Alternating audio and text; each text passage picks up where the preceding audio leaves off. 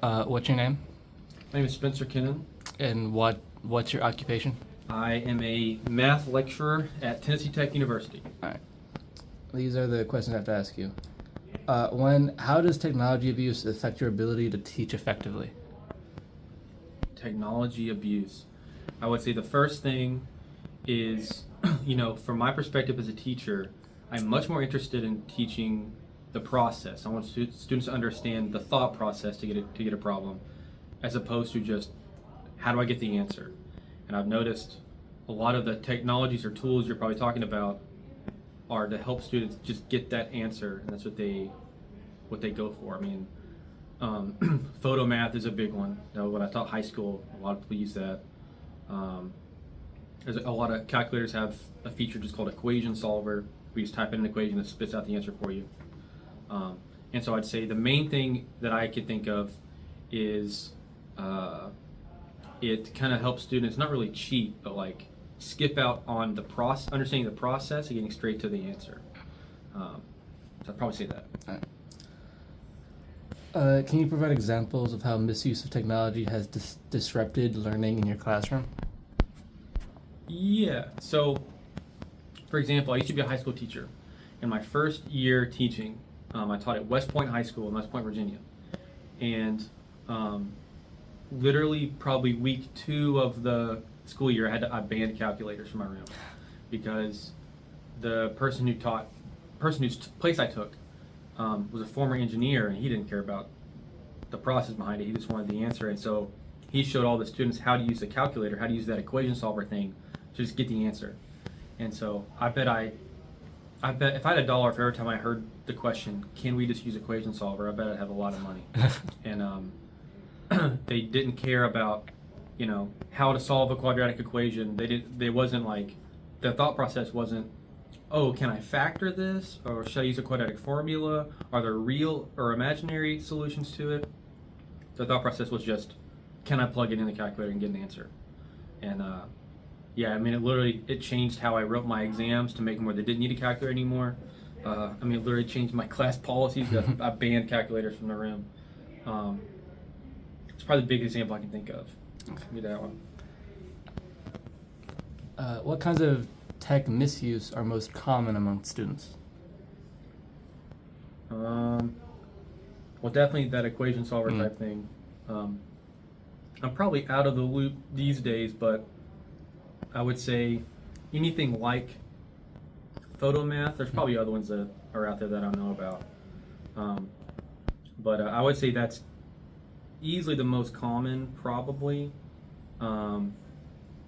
Or even like, this isn't necessarily tech misuse, it's like probably a bad design in the tech itself, like technology itself. For example, homework that's online, any questions that have to be asked in a multiple choice method or that are asked in a multiple choice method, it just incentivizes students guessing until they get it right. I would do that.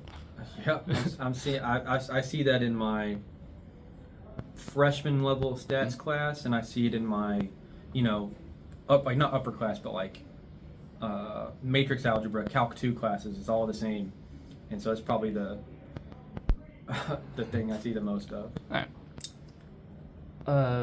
How do you think technology abuse impacts students' ability to grasp math concepts?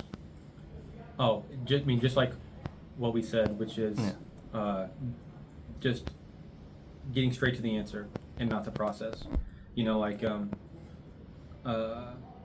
For me on my test, like take a quadratic equation, solving one. Like, I don't care really that students get the exact answer correctly.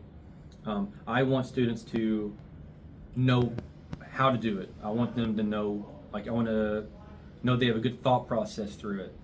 I don't care if they make a little mistake that gets the wrong answer. In fact, sometimes I don't even count off for that. It's more so I want to know, do they know the process?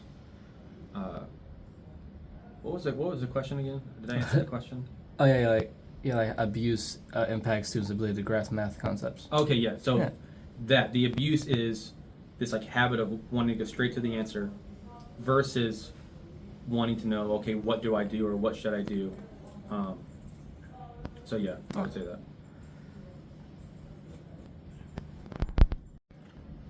What long-term consequences do you foresee for students who frequently misuse technology in academic settings? Well, I would say if they're losing out on understanding the concepts, understanding the process behind each question, then when they get to their next math class, when they get to their engineering class or their chemistry class where they need these concepts, in a different format or a different setting, different context, they're kind of boned because if they don't know what to do, they're just used to getting to the answer. Then if they have that same type of question in a different context, or maybe it looks different or a different kind of function or something, then they would be totally lost because they don't even know where to start in their brain thinking. So definitely in their future classes or when they see those questions in a different way, definitely that. All right.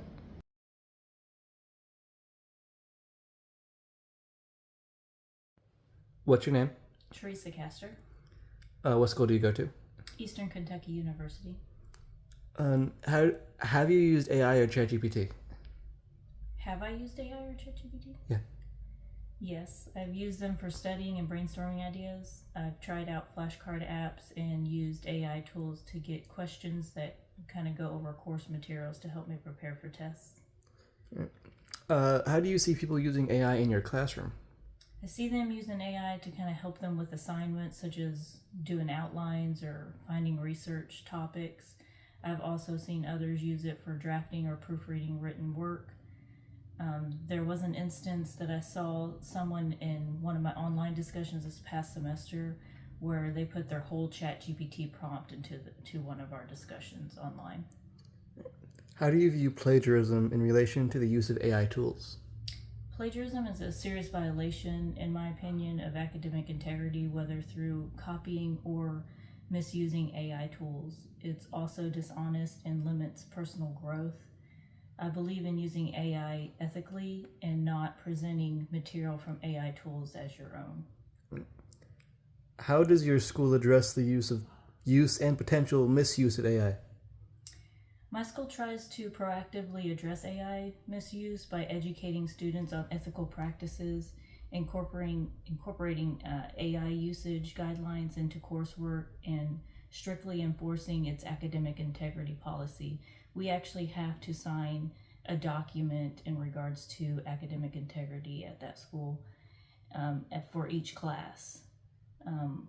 Also, a lot of our coursework submissions are automatically screened through a Safe Assign service, which likely also includes AI detections. And then our professors openly discuss acceptable use and encourage responsible AI practices so students can understand the implications of integrating AI into their academic work.